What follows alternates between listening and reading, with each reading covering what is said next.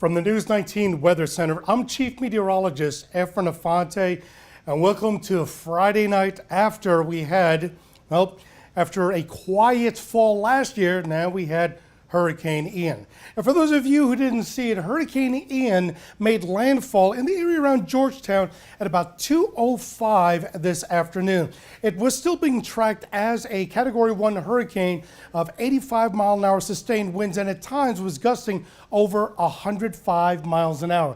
Location of the landfall at 2:05 put it right in between Georgetown and McClellanville, and that's where it made its landfall, officially still as a Category 1 hurricane with winds of at least 85 miles an hour. The good thing is that it moved quickly through South Carolina. Now, looking at the data that we had from 8 o'clock, you can see how it really ramped up as it made its way through. This is over the last 4 hours. Its position right now is about 45 miles to the northeast of Florence. It's actually just crossing over into North Carolina. Wind sustained at 60 miles an hour. At times it's been gusting about 80 miles an hour. It's still moving north. The pressure at 990, it's still a relatively strong area of low pressure. And the reason why it's called post-tropical, it still has wind characteristics of a tropical storm, but because of the way it's formed right now, it's basically nothing but a rainmaker. That's why it's now gone to a post-tropical instead of just saying it's done. It really is done. But the position is going to continue moving away from us, and this is already not going to be an issue as far as the center of location and where it's going to go. South Carolina is clear. We still do have tropical storm warnings for portions of the Midlands. It does not include Saluda or Newberry counties or Aiken, but it does cover the rest of our Midland communities and all the way into the PD, Grand Strand, and at least parts of the Low Country. And the reason why? Well, today we had winds here in the Midlands. The highest regular wind speeds got up to about 35, 36 miles an hour, and especially on the eastern portions of the Midlands. But the wind gusts, everybody could feel it. Many areas of the Midlands got over 30 miles an hour, and areas along I-95, the winds gusted over 50. Now, the wind sustained at 40 miles an hour would be tropical storm warning strength. But these wind gusts still, 50 is 50, no matter how you slice it. It had been a very windy day. Right now, winds are continuing out of the northwest, generally at the highest 20 to 25 miles an hour.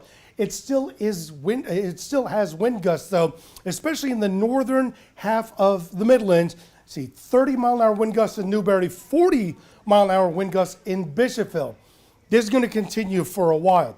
Now look at these latest peak wind gusts. Columbia got up to about 37. Again, this is the wind gust, not sustained winds. And Orangeburg got up to about 38. Sumter, 37. Manning got up to 44-mile-an-hour wind gusts, and Winnsboro also at 37. Other areas, well, Camden got up to 38. Aiken at 39. Down in Charleston, now this would be Charleston at the airport, not by the Battery. Charleston had a 68-mile-an-hour wind gust. It did record over at the Battery a 92-mile-an-hour wind gust about 12:30 this afternoon. Of course, the Low Country and the Grand Strand got the most impact. But take a look at this. This is the amount of storm reports given to the National Weather Service. So this would be for the National Weather Service in Greer, Greenville, Spartanburg, for Wilmington, and of course for Columbia, and then for Charleston. You're looking at least 46 reports of hurricane-type damage. That could be for anywhere from trees to poles being knocked down to homes getting damaged. That is a lot for just a Category 1. That's why we always say, forget about the category and forget about whether it's a tropical storm.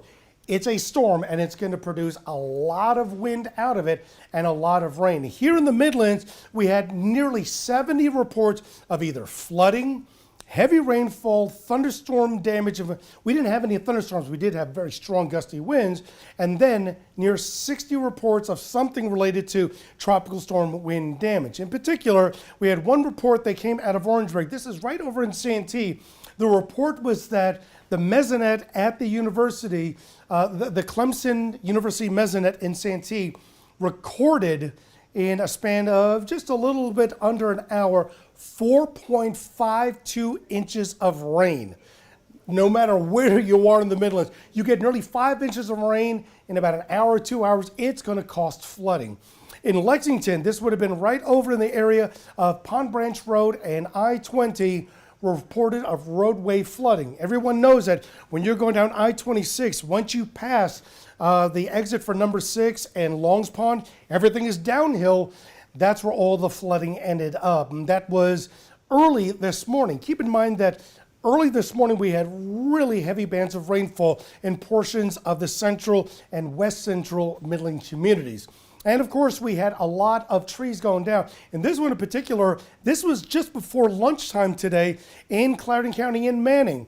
Power line fell down on Dillon Street. Well, if you want to know why we've had sporadic power outages or just flat out power outages that last for a while, that was one of the many reasons. As windy as it was and as much as the saturation as the ground got, trees went down, and we had talked about this. Trees go down on a power line or a dead tree coming down, your power is going out. Now, overall, what we're experiencing at this time is the amount of rainfall so far. Now, these are estimates.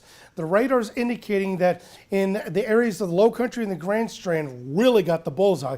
Look over here. In areas of Williamsburg as well as in Horry County, anywhere from 3 to almost 3.5 inches of rainfall. Look at down here in the Low Country. Areas, especially from, say, Harleyville all the way down to Somerville, estimated 5 to nearly 6 inches of rainfall. You get into the areas right around Sullivan's Island, near 6, over by the Battery, estimated 10 to 12 inches of rainfall. That's not the storm surge, that's just the rain coming down. Now, that's them. Look at what we got here in the Midlands. These are radar estimates again. In the far western Midlands, conservatively, maybe up to an inch of rainfall. When you get into the northern portions of the Midlands, so Fairfield, Kershaw, Lee counties, an inch to an inch and a half. Same thing when you get into most areas of Upper Richland and Lexington. But look at this. Lower Richland, 2.5. Sumter, near 2.5. Manning, near 2.5. Same thing when you get to St. Matthews, maybe a little bit less than downtown Orangeburg, near 2 inches. But watch this. When you get into the areas just coming down the Wateree River, Santee, 4 inches. Ellery, near 3.5. Same thing when you get over to I-95 and Bass Drive as you're crossing over by Lake Marion. Out into Utah Springs, nearly 3.5 inches of rainfall. Just west of Utahville, 4.5 inches. Then you get down to Holly Hill, 3. Areas around Four Holes to Tucktown, 3.5 to nearly 4.25 inch of rainfall. And keep in mind, it started raining overnight last night in these areas. So this rainfall, heavy at times, started about 3 o'clock in the morning, and it didn't start tapering off until near 6 o'clock this evening. Overall, what we're looking at right now is that we still have quite a bit of rainfall. Notice the spin. As Ian has been moving off, we have a back-end spin of all the rain coming through. And at this point, the amount of rainfall that we are seeing currently, at least over the last 30 minutes, is starting to taper off, and we're not expecting this rain to continue past midnight. That's the good thing. And as you can see right now, in many areas of our Midlands communities, it's still raining in some areas. It is very cloudy, but the way it looks right now is going to be a whole different ball of wax when we wake up tomorrow, because 1, it won't be raining, 2, it won't be as windy, and 3, we'll see a little bit of sunshine. That's your update on now post-Tropical Ian. We'll have more on News 19 coming up at 11 o'clock tonight. For now, stay inside until this all blows away and enjoy the rest of your evening. We'll see you tonight.